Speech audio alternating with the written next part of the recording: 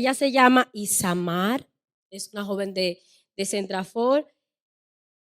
Y el tema que toca hoy, ella nos va a decir a nosotros cuál es el tema que toca hoy. Todo denle la bienvenida a Isamar. Le vamos a deber la parte especial, mañana vamos a tener parte especial, porque pasó algo con la parte especial. Pero nada, le dejo a Isamar con ustedes. Que Dios la bendiga, Isamar. Bienvenida, Isamar. Dios les bendiga, hermanos. Feliz tarde. A mí me gusta esta iglesia, está bien bonita. La primera vez que yo vi esta iglesia, me acuerdo, yo vine de visita y estaban solamente las bases de la construcción. Y es un privilegio volverla a ver ahora y estar adentro y contemplar esta hermosura de templo. Felicidades, muy bonita la casa de Dios. Y es un privilegio estar aquí y compartiendo la palabra de Dios con ustedes en este hermoso templo. Para abrir la palabra de Dios, vamos a ponernos en pie y vamos a elevar una oración. Inclinemos el rostro. Amoroso y eterno Padre, gracias te damos porque tu palabra está aquí viva, rebosando en cada uno de nosotros. Tú eres Dios, Rey de reyes y Señor de señores. Se merece toda la potestad, la gloria y la honra. Permite que tu servidora pueda impartir el mensaje de esta tarde, Señor, que pueda penetrar en cada una de las mentes y los corazones de los hermanos que se han hecho presentes. Y así de cada uno de aquellos hermanos que escuchen, oigan, vean o sientan el deseo de estar aquí y vengan más tarde. Por favor, sé con ellos y permite que este mensaje pueda estar con ellos para que en sus vidas esto pueda penetrar y ayudar.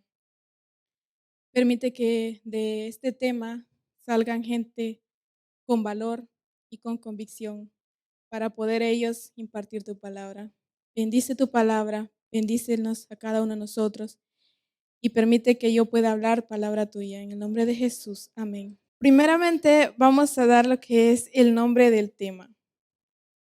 Como lo decía la hermana, yo les voy a dar lo que es el nombre del tema, que se titula Jehová está contigo, guerrero esforzado y valiente. A mí me gustó mucho este tema porque habla mucho de esfuerzo, de valentía. Cuando yo me considero una persona no muy valiente, pero aquí me tienen con la fe de Dios. Y es un privilegio estar aquí. En cuanto a Jehová está contigo, guerrero esforzado y valiente, ¿de quién era? Este personaje del que vamos a hablar ahora era Gedeón. Gedeón era un muchacho muy esforzado y valiente. Y lo vamos a descubrir por qué. Gedeón, conocido como un héroe de la fe, en la historia de Gedeón se encuentra en Jueces. Podemos ir a Jueces porque vamos a mantener nuestra Biblia abierta en el libro de Jueces. El capítulo 6 y 7 van a ser las bases del enfoque del tema. Cuando hablamos de Gedeón, cuando hablamos de Gedeón, es un manual para la confianza de Dios, lecciones que nos ayudan a confiar en Dios. Cuando hablamos de héroes de la Biblia, Gedeón es uno de ellos, porque él fue una de las personas que se dejó usar por Dios para esparcir el mensaje, para sacar el pueblo de las ruinas, para sacar a aquel pueblo que clamaba por ayuda.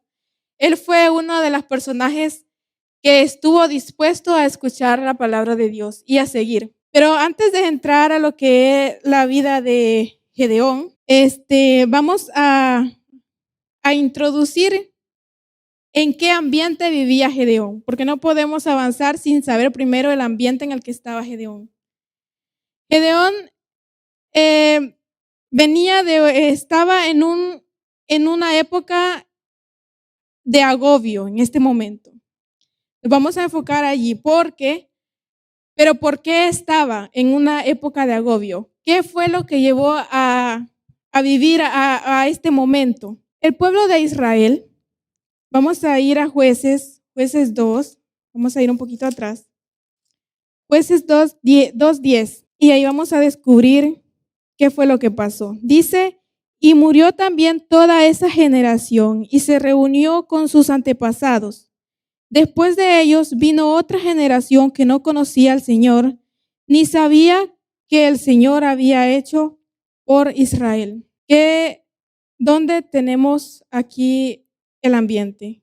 Estas son unas personas, como nosotros podríamos decir, que fueron cristianos, pero que ahora ellos, con el pasar de los tiempos, a los hijos se les fue perdiendo la costumbre de ir a la iglesia, se les fue perdiendo la confianza, o sea, la práctica de las palabras de Dios, de las tradiciones, de la ley que Dios les había dado, todo esto, ellos lo perdieron. Pero ¿qué pasó? Yo siempre les mandaba liberadores, siempre les mandaba personas que los liberaran, o sea, que les mandaba profetas para que estos entendieran. Pero Dios les hacía estos tipos de cambio. Vamos a ver. En el 3:7, en el capítulo 3, versículo 7 dice, pero los israelitas hicieron lo malo a los ojos del Señor y se volvieron de él por adorar a las imágenes de Baal de Acera. Primeramente, vamos a ver que Israel no era tan santo como decimos, como a veces unas personas dicen, ¿por qué Israel sufrió tanto? La verdad, muchos de nosotros sabemos que era un pueblo rebelde. Pasó que después que salieron de Egipto y llegaron a la tierra prometida, estos se olvidaron, se pusieron en comodidad, como vemos ahí en la imagen de una boda. Ellos se pusieron a beber, a casarse, a estar en su época de felicidad. Pero, ¿qué pasó? 8 años los liberó. ¿Por qué? Porque después de 40 años de ellos haber estado en paz y en tranquilidad, ellos cayeron 8 años en manos de los madianitas. Y luego Dios los liberó, les mandó a Cusán y Risatayín para que los liberaran. De allí volvieron a caer de nuevo en pecado, porque se les olvidó de nuevo quién era su creador. ¿Y qué pasó? 18 años pasaron de nuevo esclavizados por el enemigo. Y entonces, después de 18 años, los liberó un benjaminita zurdo llamado Ahod. Pero no termina la historia allí, ellos volvieron a caer. Y entonces vino Sangar, que también fue un sucesor de Ahod, y luego volvieron a caer. Este era un pueblo rebelde, hermanos. Y Débora y Barak los liberaron, y luego volvieron a caer. Y después fue que ellos fueron liberados y tuvieron 40 años de paz. Después de estos 40 años de paz, volvieron y pecaron contra Dios de nuevo. Hermanos, este era un pueblo rebelde. Nosotros a veces pecamos una vez, pero venimos y le pedimos perdón a Dios y luego volvemos y caemos en el pecado. O sea, esto era un pueblo que no entendía. 7 años los entregó Dios a los madianitas. ¿Y qué pasó? El pueblo quedó a merced del enemigo. Vamos a ir a Jueces 6:1, y dice, los israelitas hicieron lo malo a los ojos del Señor, y durante 7 años el Señor los dejó caer en manos de Madián. Los madianitas oprimieron con tanta crueldad a los israelitas que ellos hicieron cuevas y refugios en los montes y en lugares inaccesibles. O sea, después de que ellos habían estado en fiestas celebrando, ellos cometieron adulterio, se podría decir, fornicación. O sea, ellos cometieron apostasía contra nuestro Señor Jesucristo. Y por eso les vino el castigo. Ahora, después de 7 años, los madianitas era una nación rebelde, muy atroz. Y vemos que Dios usó este tiempo difícil para llamar a Gedeón. Israel estaba en tranquilidad. Israel estaba casándose en negocios, todo iba bien, en prosperidad. Imagínense 40 años de prosperidad. Pero, ¿qué pasó después de los 40 años? En Génesis 6, del 1 al 8, vamos a ir allí, a Génesis, y vamos a ver qué pasa cuando el pueblo está tranquilo, cuando el pueblo está en un tiempo de felicidad, cuando los tiempos están calmaditos y nadie ve nada. ¿Qué pasa? En Génesis 6, del 1 al 8, encontramos un mensaje muy bonito.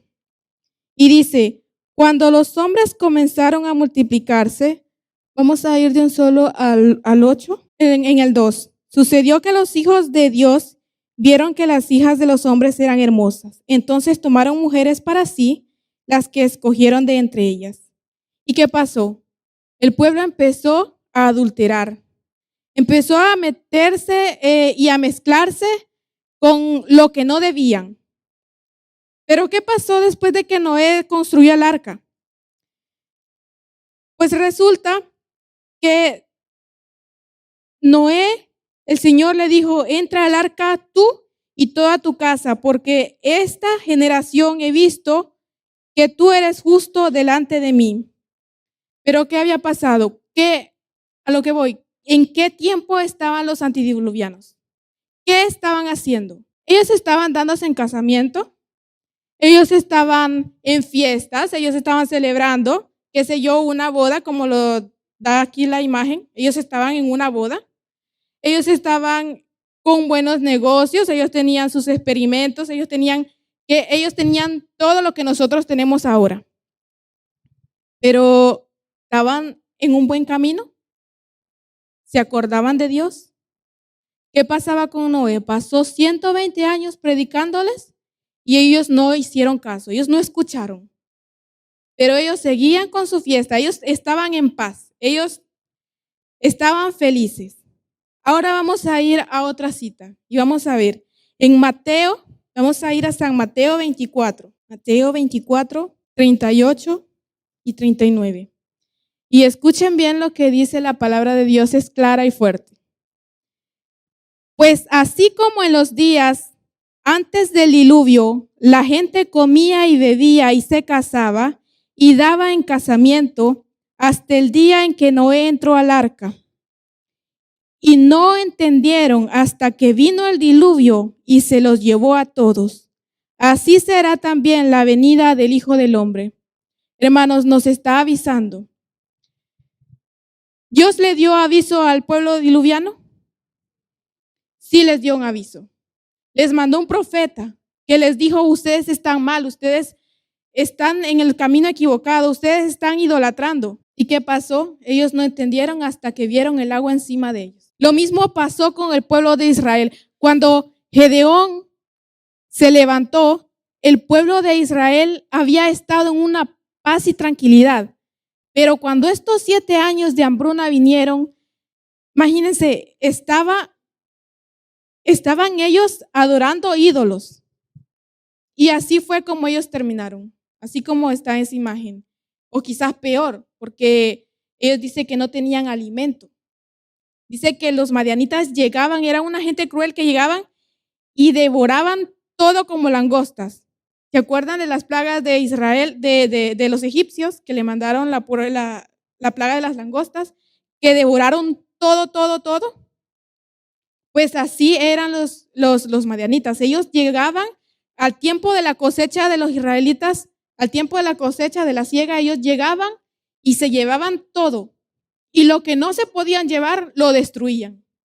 Así eran de crueles estos madianitas. Entonces, el pueblo fue avisado. ¿Estamos en paz y en tranquilidad, hermanos, ahora? ¿Estamos en paz y en tranquilidad? Hablemos de lo espiritual. ¿Estamos en paz y en tranquilidad espiritualmente? Esta es una pregunta para cada uno de nosotros. ¿Es necesario hacer esperar a Dios, hermanos? Si ellos estaban en paz, ¿por qué llegó Dios y les arruinó los planes? ¿Por qué? Ellos, según ellos estaban en paz, ellos estaban en bodas, ellos estaban celebrándose, dándose en prostitución. Pero ¿qué pasa con el mundo de ahora? Ahora decimos, estamos en paz, pero el pecado lo vemos normal. El pecado parece que es una cosa que todos los días lo vemos. Vemos la televisión, hubieron 15 muertos. En el otro lado hubieron 20. Hubo un terremoto por aquel lado. Por aquel otro lado hubo un incendio. Hermanos, estos son avisos que Dios nos está dando para que nosotros nos volvamos a Él. ¿Qué pasa con nosotros cuando todo va bien? ¿Dónde ponemos a Dios? ¿Qué pasa cuando nosotros tenemos un buen negocio, cuando todo nos va bien, cuando nuestra familia está bien bonita? ¿Dónde dejamos a Dios? ¿Qué le pasó al pueblo de Israel? Ellos dejaron a Dios de lado y lo pusieron, afuera de la puerta, porque ellos ya no querían ni siquiera saber de Dios, ellos lo pusieron afuera. ¿Quién bendecía a Israel? ¿Acaso no era Dios el que hizo la promesa con ellos y les dijo, si ustedes me son fieles y obedientes, yo los voy a proteger y voy a hacer que sus enemigos caigan ante sus pies? ¿Quién nos bendice a nosotros, hermano? El mismo Dios de los israelitas. Ese mismo Dios que abrió el Mar Rojo. Ese mismo Dios que ponía una columna de nube para protegerlos del sol, que los hizo caminar por el desierto por 40 años sin que les faltara comida y agua. Ese mismo Dios que del cielo hacía que maná cayera para alimentarlos. Y aún así el pueblo no entendía. Nosotros también nos olvidamos de Dios cuando todo va bien, hermanos. Nos sentimos tan tranquilos que dejamos a Dios de lado. Dios levantó un enemigo, o más bien quitó su protección para los israelitas, dejándolo a la merced del enemigo. Dios quería enseñarles una lección, ¿no creen? ¿No creen que Dios quería enseñarles una lección? En Jueces 6, del 1 al 6, ellos hicieron lo malo. Y está clarito allí. Son entregados a los madianitas por 7 años, una nación poderosa.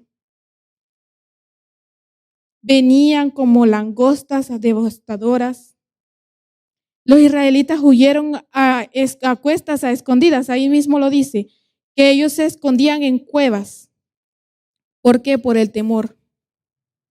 Finalmente Israel clama. Porque ¿qué es lo que hacemos nosotros cuando estamos en problemas? ¿A quién acudimos cuando nos van las cosas mal?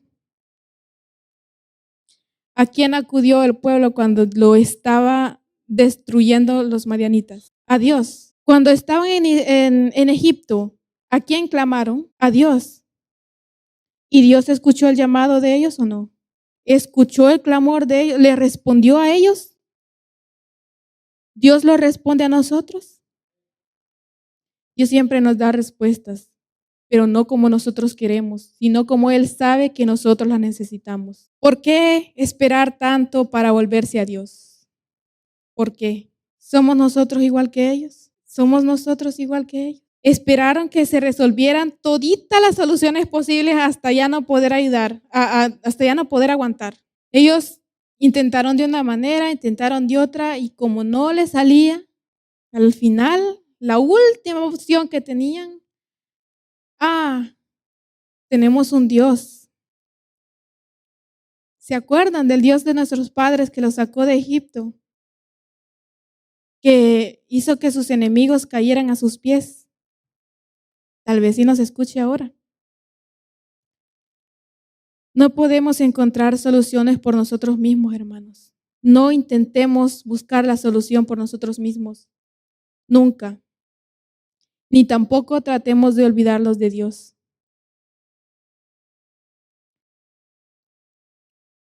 ¿Acaso los padres de Gedeón sabían de Dios? Ellos sabían. ¿Nosotros conocemos a Dios?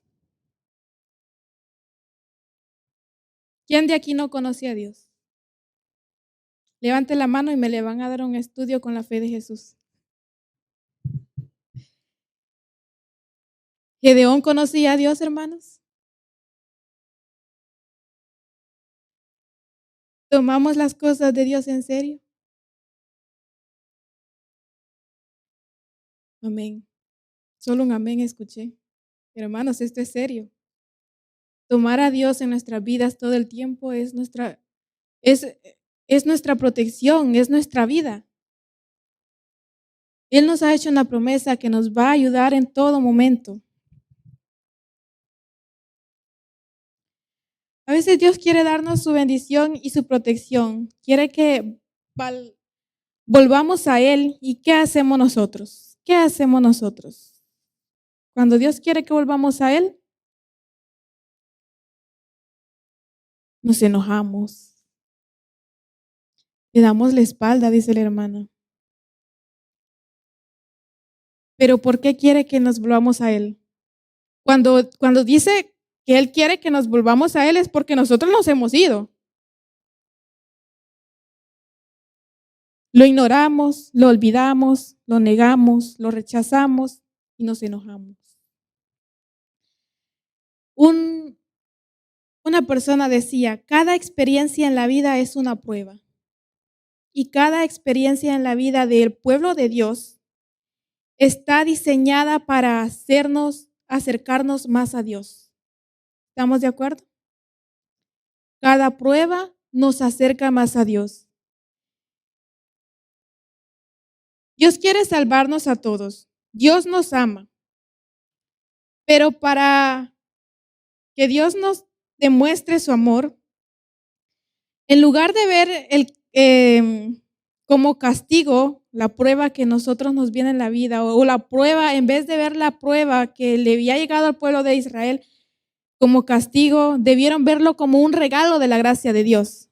¿Qué pasó con el pueblo de Sodoma y Gomorra? Fue destruido y también estaban idolatrando, o sea, estaban en apostasía. Para ellos no hubo, se podría decir, la gracia se les acabó y no se dieron cuenta, entonces les cayó de una. Pero ¿qué hace Dios? Dios te habla, te susurra al oído y te dice, hijo, ven, vuelve a mis caminos. No seas rebelde. Quiero que vayamos todos a las Escrituras, al libro de Proverbios 3, y vamos a ver qué es lo que hace un padre que ama a sus hijos. Proverbios 3.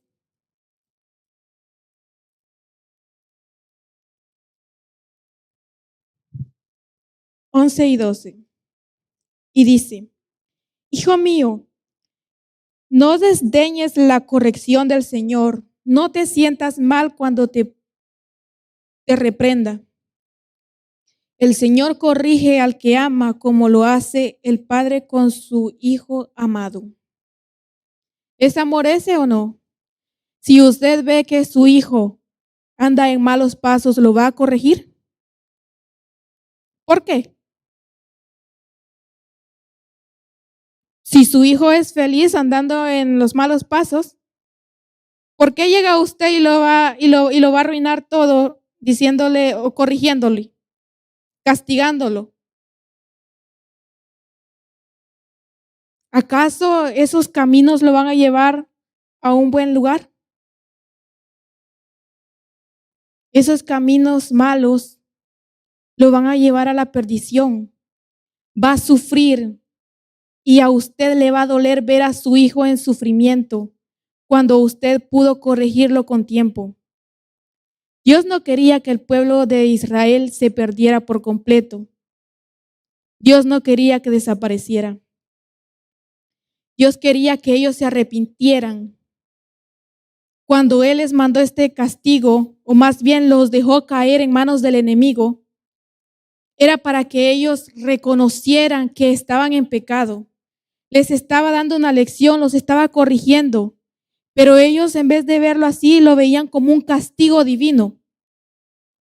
Y aún así, ellos sabían que habían pecado, pero no querían arrepentirse. ¿Y qué pasó? ahí es donde en ese momento difícil fue perfecto para que Gedeón se levantara. ¿No creen que todas las piezas estaban puestas y combinadas? Tal vez si hubiese llegado en un momento de paz, ¿creen que Gedeón hubiera puesto atención? Tal vez no. Pero ahora él estaba con miedo. Gedeón tenía miedo que los madianitas llegaran y destrozaran sus cultivos. Ahí vemos a Gedeón. ¿Qué está haciendo Gedeón? Está guardando el trigo en el lagar. Pero ¿qué hacía? Vamos a ir a Jueces. Vamos a ir de nuevo a Jueces porque es el lugar donde nos vamos a enfocar.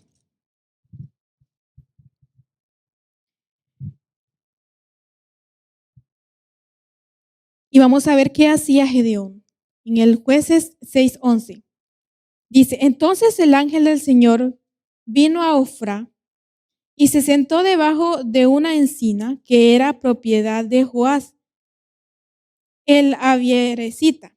En ese momento, Gedeón, el hijo de Joás, estaba en el lagar sacudiendo el trigo para esconderlo de los madianitas. ¿Qué hacía? ¿Qué hacía Gedeón? Sacudiendo el trigo. Hermanos, para los que saben cómo se sacude el trigo, o por lo menos para los que saben cómo se sacude el maíz. ¿Quiénes han vivido en el campo? ¿Y cómo se sacude el maíz?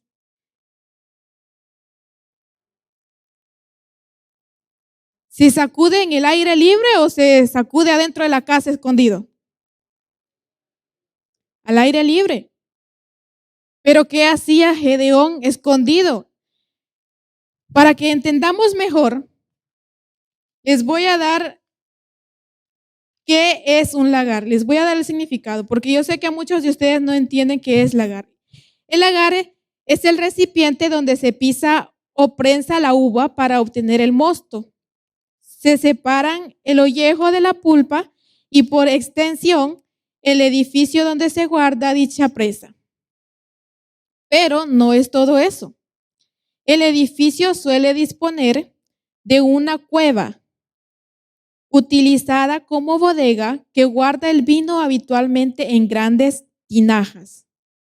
Pues déjenme decirles, hermanos, que Gedeón estaba metido en esa cueva allí sacudiendo el trigo. ¿Por qué estaba él allí? Dice allí, sacudiendo el trigo para esconderlo ¿de quién? De los madianitas. Y allí es donde se le aparece el ángel. ¿Cómo estaba Gedeón allí en ese momento? Estaba con miedo. Estaba frustrado. Estaba desanimado. Él estaba decepcionado. Él sentía que la vida se le había destruido. Él no se sentía feliz. Él tenía un desánimo como cualquier joven de nosotros hoy en día podemos tener. Nos sentimos decepcionados, sentimos que la vida nos es mucha para nosotros. Muchos de los hermanos grandes también se sienten decepcionados, que la vida no los ha tratado bien. Se enfocan en los pecados que tenían antes y no en lo que son ahora. Nosotros somos útiles, hermanos, aunque a veces nos vemos como insignificantes. ¿Qué dice el 12? Y dice, y el ángel del Señor se le apareció y le dijo, el Señor está contigo porque eres un hombre valiente y aguerrido. Pero hermanos, ¿cuál es el humor de Dios? Pero si es que Gedeón estaba en una cueva escondido, ¿cómo es que le dice que es valiente? ¿Y cómo es que le dices que es guerrero si él estaba escondido con miedo, frustrado y desanimado? ¿Acaso la Biblia se contradice? ¿Qué era lo que el ángel veía? Él veía lo que Gedeón podía hacer, lo que Gedeón podía llegar a hacer. Eso era lo que él veía. Él no veía al Gedeón frustrado allí. Él no veía a aquel personaje escondido en las cuevas. Él veía a un soldado que liberaba al pueblo de Israel de todas las manos de los madianitas.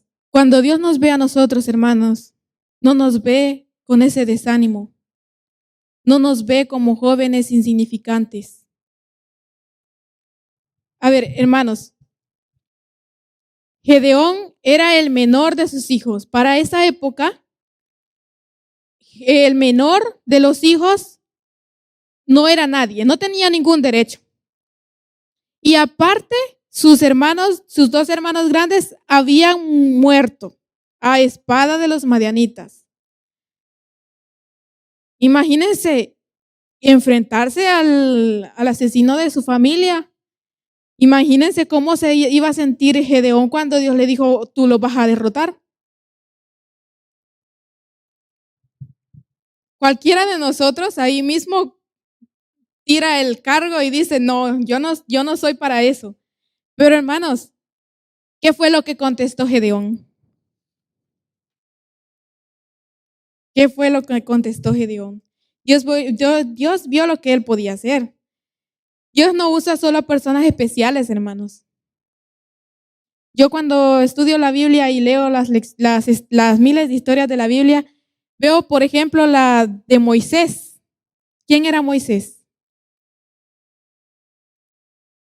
Moisés era un muchacho que ni siquiera podía hablar por él solo. Dice la Biblia que él tenía dificultad para hablar. Entonces, ¿quién hablaba por él? Aarón. Pero ¿fue un impedimento el no poder hablar para Moisés? Imagínense cuánto tiempo él guió al pueblo. Pero para eso, Dios tenía que convertir el carácter. Aquí en este momento, Gedeón estaba deprimido. Pero ¿qué es lo que Dios hace? Dios lo motiva. Dios lo motiva cuando alguien está desanimado, necesita motivación. ¿Y qué hacen entonces? Entonces, la atención, allí vemos el mensaje de él que es valiente. Y entonces vamos a ir a Jueces 6:14 y vamos a ver cómo Dios lo motiva.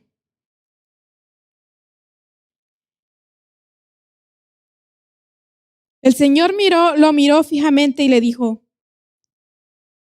vamos a leer desde el 13. El mensaje tiene que estar completo, desde el 13. Dice, y Gedeón respondió, Señor mío, si el Señor está con nosotros, ¿cómo es que nos ha sobrevenido todo este mal? ¿Por qué están las maravillas que nuestros padres nos contaron? ¿Dónde están las maravillas que nuestros padres nos contaron cuando nos decían que el Señor los había sacado de Egipto? Pero ahora resulta que el Señor nos ha desamparado y que nos ha entregado a manos de los madianitas. Hermanos, si yo veo un ángel y me empieza a hablar, pues yo me muero de miedo.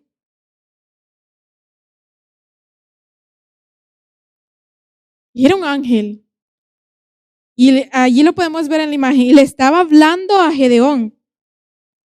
Y Gedeón tuvo el valor de venir y interrogarle y a contestarle así. ¿Acaso no sabía el ángel que él tenía valor? Sí vemos desde allí, ¿verdad? Que él tenía valor.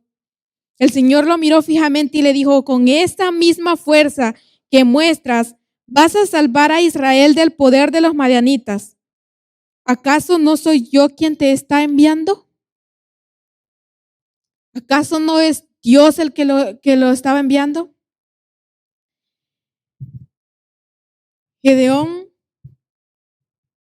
en ese momento necesitaba motivación. Él era el más joven de su familia, no tenía ni autoridad de llamar siquiera a la caballería de su propia tribu, y menos a la de los demás. Imagínense.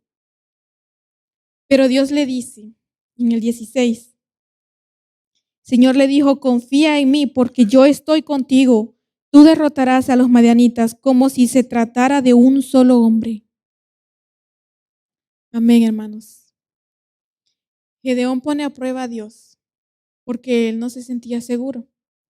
Y hace un altar para ofrecer sacrificio y entonces fuego desciende del fuego del cielo y se lleva la ofrenda. Y entonces él ya empezó a pensar que era Dios. Pero, ¿qué pasaba para que Dios pudiera mandar a Gedeón? Primero tenía que limpiar su familia. ¿Ustedes creen que la familia de Gedeón era perfecta? No, ellos también tenían sus pecados. ¿Qué pasaba con el padre de él? Tenía ídolos. Incluso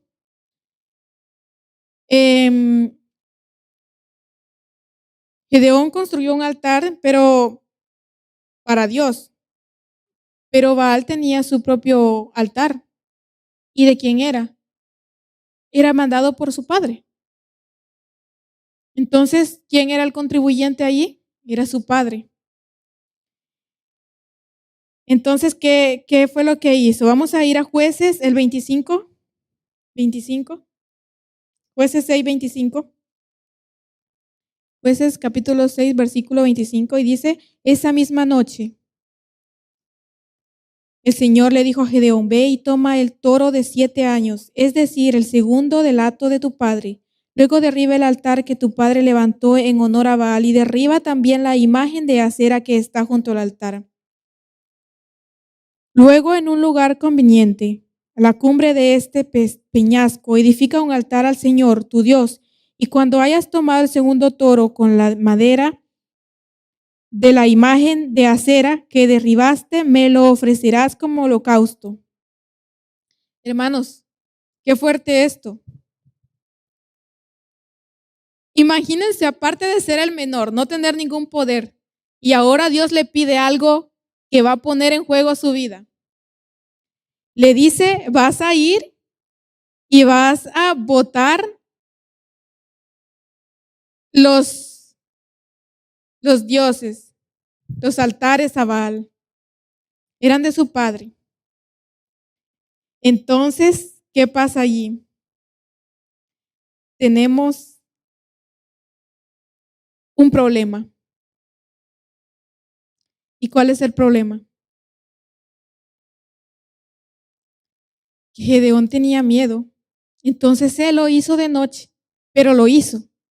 Y eso fue lo que le valió, que él dio el primer paso. Entonces él vino y fue de noche, tomó 10 hombres, se fue de noche y dijo, vamos a destruir esto. Y tomó el becerro de su papá, dice, el preciado becerro, ese torito que tanto amaban, que quizás lo tenían hasta como un dios, que no querían que no lo tocaran, que quizás hasta lo trataban como ídolo. Ese becerrito tienes que sacrificármelo. Y fue, derribó los ídolos y con la misma madera de los ídolos quemó el becerro. Hermanos, eso es grave. Eso es grave. Imagínense el valor que agarró este muchacho. Yo me quedé así como en shock, se podría decir, porque al leer esto y compararlo con nosotros somos unos cobardes. Bueno, yo no hubiera hecho eso. Imagínense ir contra su familia, contra su tribu, contra su padre y todavía hacer esta barbaridad. Pero él iba en el nombre de Dios. El padre de Gedeón, ¿qué fue lo que hizo? Despertó. ¿Por qué? Porque en la mañana que despertaron, vieron el altar de Baal y dijeron, ¿quién ha hecho esto? Quien lo haya hecho tiene que morir. Y fueron y encontraron que era Gedeón. Entonces fueron a la casa de Gedeón, querían sacarlo a la fuerza y le dijeron a su padre, sácanos a Gedeón porque lo vamos a matar. Mira lo que le ha hecho al altar de Baal. Pero en ese momento el padre de Gedeón abrió los ojos. Él despertó. ¿Y qué fue lo que les dijo? Que Baal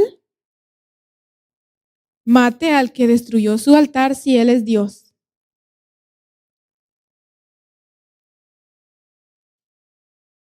El más pequeño de la casa abrió los ojos de su padre.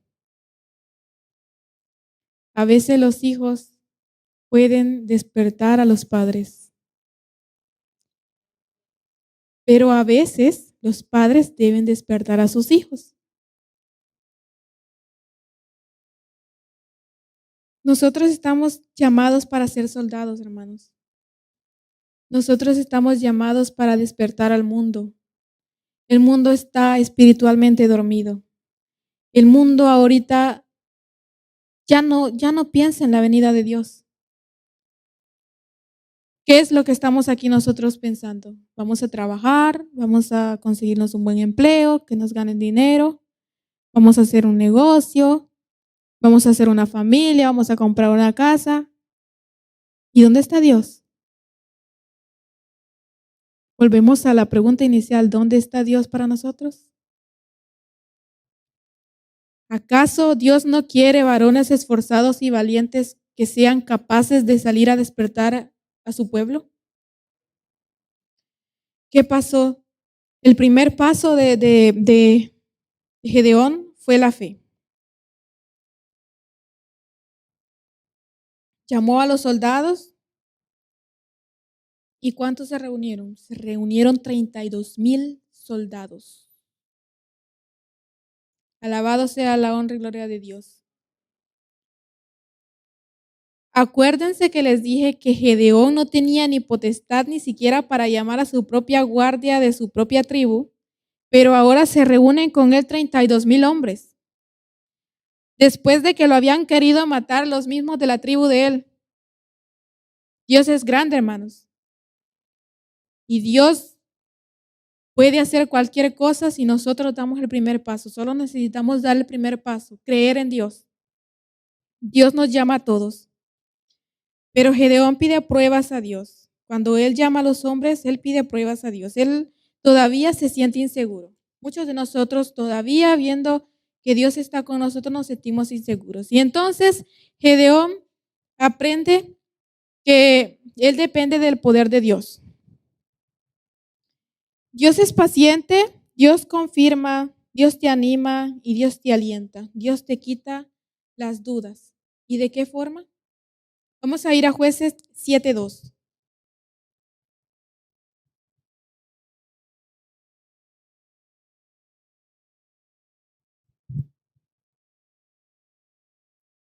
No, allí ya va muy adelante. Pero allí vemos las imágenes, cómo destruyó las estatuas. Qué terrible. Allí es donde ya llama a los soldados. Pero antes de esto, Gedeón pide pruebas. ¿Y qué pasa?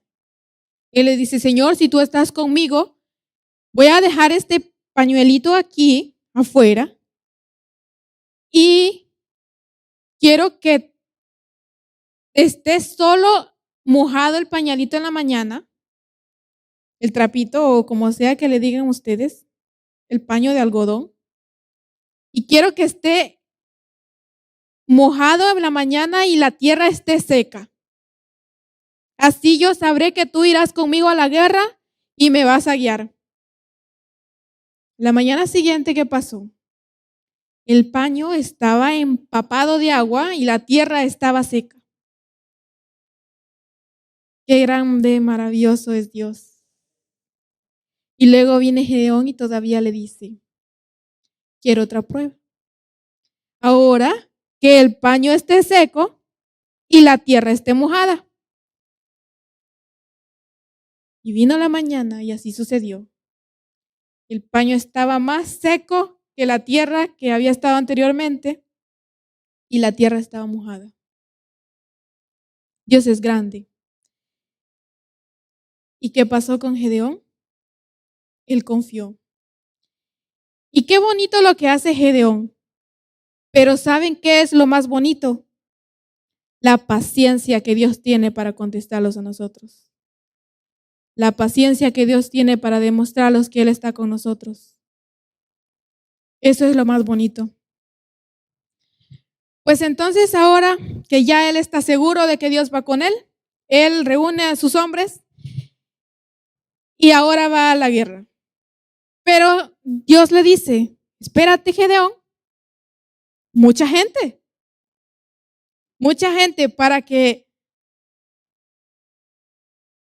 va mucha gente? Yo no quiero que se jacten y luego digan, ay, por los soldados de Gedeón y por Gedeón que libramos al pueblo de los madianitas. Dios quiere que reconozcamos que Dios es Dios. Dios les quería enseñar una lección. Entonces viene y le dice, no, Gedeón, no vas a llevar 32,000. Pregúntale a todos los soldados, entre ellos, ¿quién tiene más miedo? ¿Quién tiene miedo? Se regrese a su casa. Entonces, él les preguntó, ¿y cuántos se fueron? 22 soldados. ¿Sí? Se fueron 22,000 para la casa. De 32,000, se fueron 22,000. ¿Cuántos quedaban? 10,000. Ahí van los 10,000. Y viene Dios y le dice, demasiados todavía. No. ¿No pueden ir 10,000? Vamos a cortarlos. Y ahí los lleva al río y les dice que el que tome agua como perro se va a ir y el que no, no. Entonces, ¿cuántos quedaron, hermanos? Imagínense cuando Gedeón empezó a contar cuántos estaban tomando de la forma correcta agua. Yo me imagino a Gedeón se le hizo un nudo aquí. Cuando contó 300 hombres, 9,700 los mandó para su hogar, de nuevo. Y solo 300, ¿cómo creen que se sentía Gedeón? Con nervios, con miedo. Él tenía miedo, pero él iba confiado que Dios iba con él. Ya le había mostrado los milagros. Él iba confiado, pero con miedo. Yo me imagino, nosotros tenemos miedo a veces, pero confiamos en Dios y Él nos va a ayudar. El ejército madianita contaba con 135,000 hombres de guerra. El pueblo de Israel había salido de las cuevas escondido, ni siquiera tenía experiencia en batalla, y habían quedado 300. ¿Cómo estaba Gedeón? Lo que es imposible para el hombre es posible para Dios. Y luego Gedeón va a espiar al enemigo. Va a espiar al enemigo porque él está inseguro. Él no quería ir a espiarlos. No quería ir a espiarlos. ¿Por qué? Porque él tenía miedo que le encontraran espiando y entonces ahí se acaba todo. Pero Dios le dijo, ve, espía, y te vas a dar cuenta que vas a venir más animado de allí y que yo estoy contigo. ¿Qué fue? Él fue y se escondió detrás de una tienda. Llegaron unos hombres y empezaron a hablar. Y uno le contó un sueño al otro y le dijo, yo tuve un sueño. Yo soñaba que un pan de cebada rodaba hasta la campaña de los soldados y la destruía. ¿Qué crees que significa eso? Ah, no, le dijo el otro. Ese pueda que sea Gedeón, que su Dios los está entregando a nosotros en espada. ¿Cómo creen que se sintió Gedeón después de oír eso? Dios nos ha entregado a los madianitas en nuestras manos. Vamos pues y pongámoslos en posición. Y rodearon todo el campamento. ¿Con qué iban, hermanos? Iban con espada, armadura y escudo. Llevaban una jarra en una mano y en la otra llevaban una antorcha. Llevaban trompetas y un buen galillo. Cuando ellos llegaron y rodearon, dice que ellos sonaron la trompeta, levantaron sus antorchas, gritaron con todo su poder, su alma y su último aliento y quebraron el cántaro con el que llevaban en la mano. ¿Y qué pasó? de los 135,000 hombres madianitas que parecían langostas sobre todo aquel lugar, ¿saben cuántos quedaron? Quedaron 15,000 hombres. O sea que los demás, 115,000, se mataron entre sí. 120,000 se mataron entre sí. Y ahora estos salen huyendo porque ellos saben que el enemigo viene detrás. ¿Pero quién era el enemigo? Eran 300 hombres. Lo que Gedeón no veía era el ejército de Dios luchando contra ellos. A veces nosotros no vemos a Dios luchando a nuestro lado, sosteniéndolos, cuidándolos, guiándolos, pero Él está allí y nosotros no lo vemos. Entonces, ¿qué pasó? Pasó lo imposible a lo posible. Gedeón persiguió a estos hombres y les dio una carrera que nunca olvidaron hasta morir. Con 300 hombres. Hermanos, nosotros debemos ser esforzados y valientes. Daniel, David, José, Moisés, ellos eran pastores, ellos eran jóvenes que fueron llamados por Dios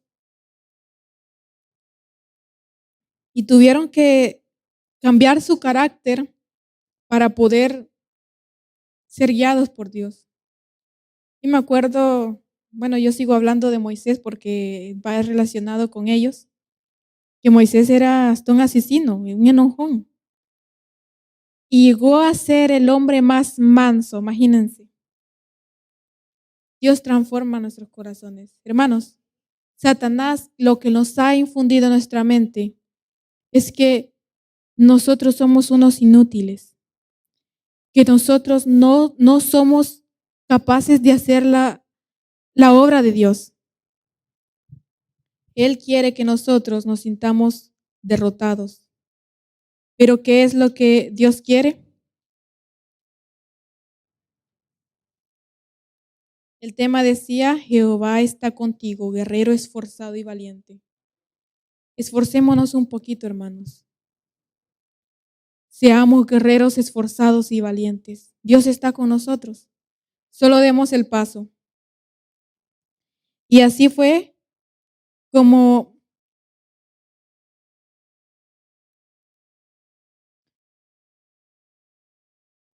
Gedeón venció a todo el ejército. Déjate usar para Dios. Dios puede utilizar a cualquiera para darte la victoria. Antorchas, cántaros. Nosotros tenemos la Biblia, las rodillas, la garganta. Unos cantan, otros predican, unos oran, unos tienen esa amabilidad de poder evangelizar a las personas. Todos nosotros tenemos dones, hermanos. Tenemos que ser esforzados y valientes, guerreros. Dios quiere que cada uno de nosotros seamos guerreros fieles a Él. Hermanos, si no lo hacemos hoy, no sabemos si habrá un mañana. No sabemos si tendremos un mañana. Hay que aceptar a Dios hoy. Si ustedes se sienten que no pueden pelear la batalla, pues doblen sus rodillas. Dios está con nosotros. Y seamos personas valientes y esforzadas. Y así como Gedeón venció, nosotros vamos a vencer. Este ha sido lo que es el mensaje y espero que nos haya servido para nuestra vida. No seamos cobardes ni temerosos. Salgamos del lagar porque Dios quiere que salgamos de allí. Que el Señor les bendiga. Vamos a ponernos de pie. Vamos a orar. Inclinemos el rostro. Amoroso y eterno Padre, gracias te damos por habernos permitido hablar de este mensaje. tú que eres grande y que das la victoria a tus hijos. Permite que de aquí salgan jóvenes valientes y esforzados. Que los jóvenes le abramos los ojos a los adultos y que los adultos le abran los ojos a los jóvenes. Que entre nosotros salgamos un ejército esforzado y valiente, que aunque sea pequeño sabemos que vamos contigo y que tú nos darás la victoria. Permítenos derrotar el mal, porque esa es nuestra misión. Permite que este mensaje toque cada uno de los corazones del oyente. Y así bendice tu palabra. En el nombre de Jesús. Amén. Hermanos, esto ha sido todo por hoy. Que tengan buenas noches. Dios los bendiga. Nos vemos mañana.